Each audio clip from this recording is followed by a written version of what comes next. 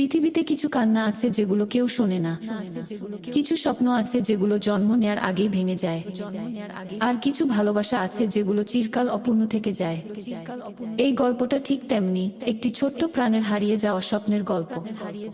একদিন পাহাড়ের চূড়ায় একটি ঈগল তার বাসা বেঁধেছিল। বাসার ভেতরে ছিল তার একমাত্র সন্তান, একটি ছোট্ট ঈগলের বাচ্চা।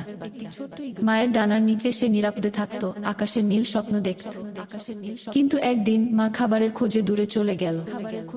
বাসার চারপাশে নীরবতা নেমে এলো। সেই সময় নিচ থেকে একটি ক্ষুধার্ত বিলাই পাহাড় বেয়ে উঠতে লাগল। তার চোখে ছিল শুধু ক্ষুধা, আর সামনে ছিল অসহায় ছোট্ট প্রাণ। বিলাই বাসার কাছে পৌঁছে গেল।